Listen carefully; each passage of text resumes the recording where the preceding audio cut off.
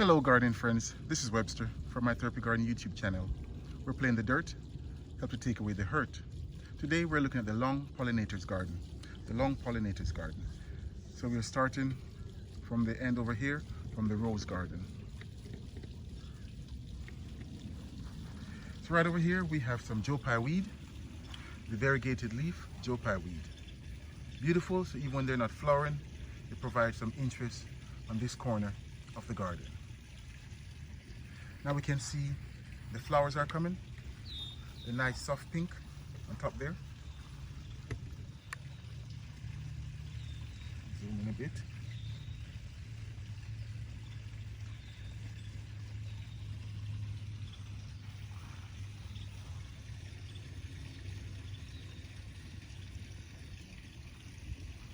Right beside our Joe Pye weed, we have some what's called Hummingbird mint, which of course is an Agastache. Beautiful pink color.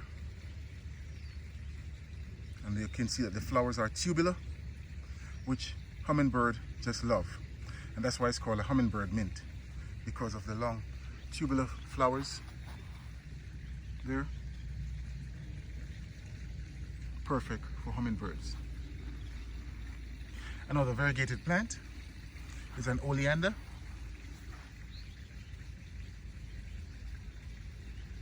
Again, so beautiful even when it's not flowering. But the oleander flower is very beautiful. This nice magenta color that it has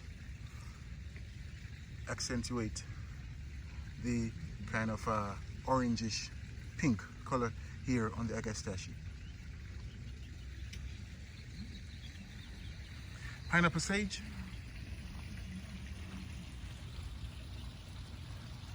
Growing nicely. And like I said, providing some privacy for Goddess Athena. Right. Pineapple sage in another couple of weeks should start blooming.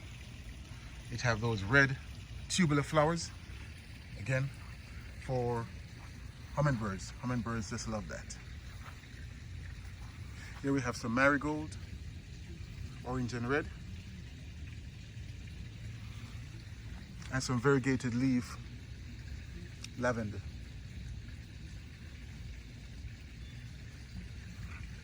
So we have a whole lot of variegated leaves going on this side of the long pollinators garden.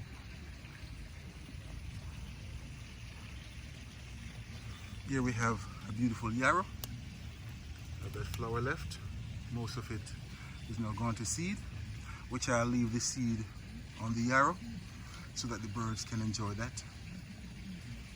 Some sages.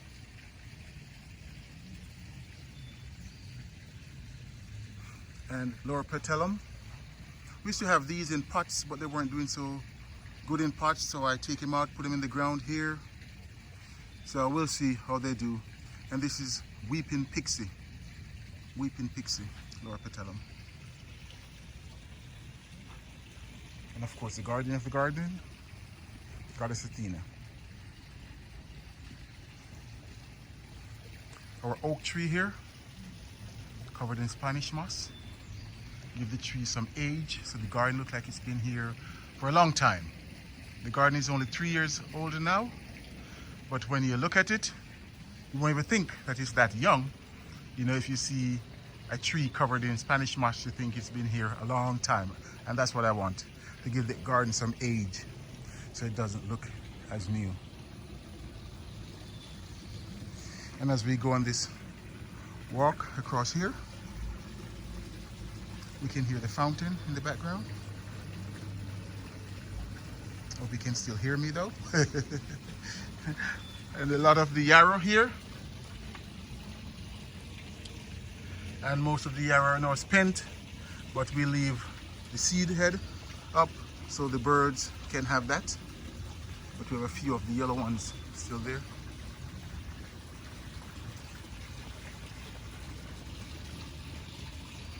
Bee balm, beautiful bee balm, right there. And most of the pollinators the flowers, most of the flowers in the pollinators garden do well in clay soil.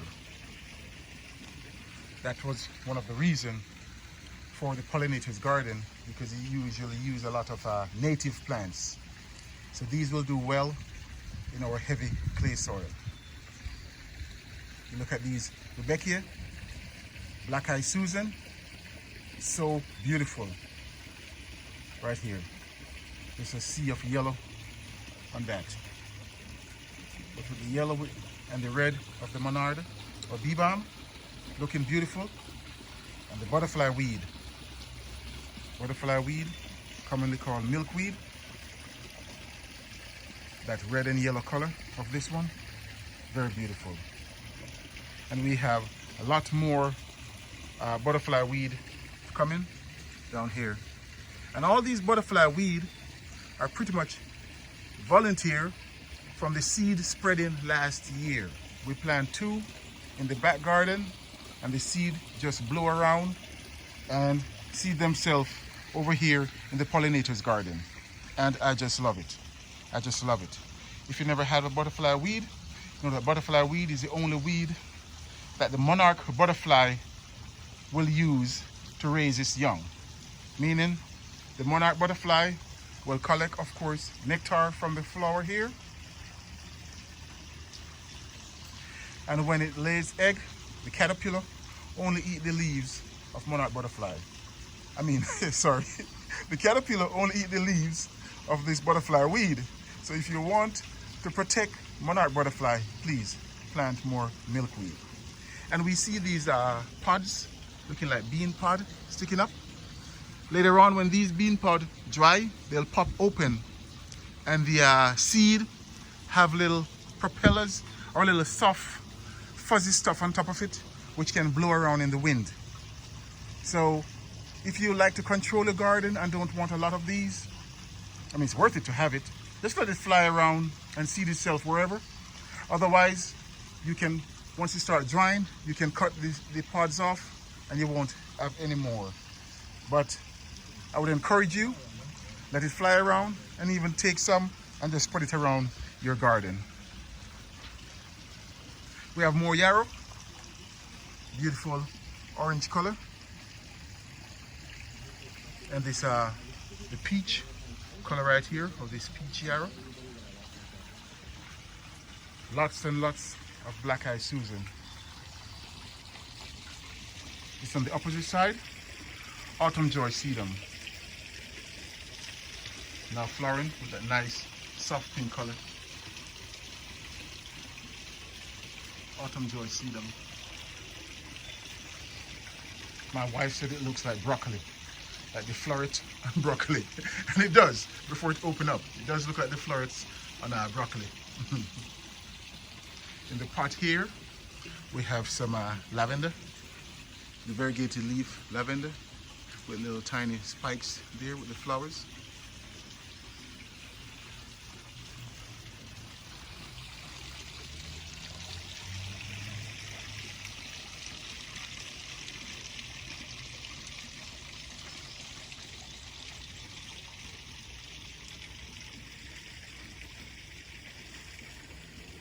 All these beautiful greenery that we have here are more bee balm.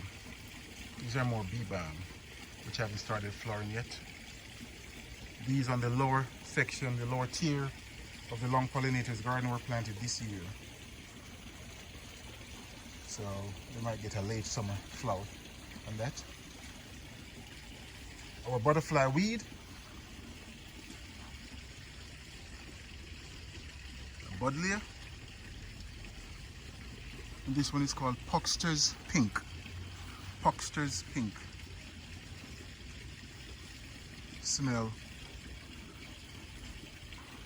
nice, but nice soft smell to it there. Or pineapple sage, which hasn't started blooming yet. But we can see the Liatris, commonly called the blazing star. Most of them finished flowering. The white one still have a few flower on it, but all the purple ones finished flowering. But looking like exclamation point there in the Pollinators garden. Our Kniphofia, otherwise called red hot poker. Something else, another plant that hummingbirds just adore. We have a bee sleeping on that one.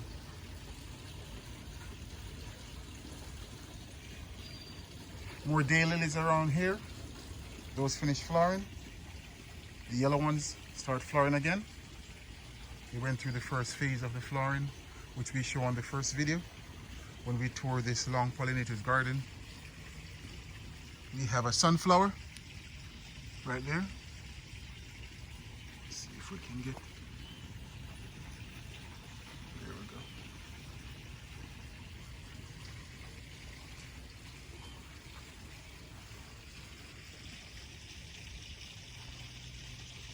Oh, the beautiful Spanish moss in our oak tree.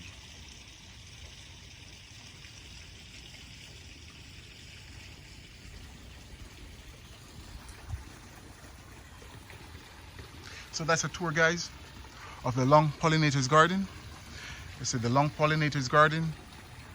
From the back, when you're looking, is on the left. We have the fountain and the fountain garden, which is surrounded by irises. And then the prairie garden, and then we have the round pollinators garden. If you're new to this channel, please subscribe. Hit the notification bell so you can be notified when new videos are posted. Please give this video a thumbs up. Tell your friends and family about it.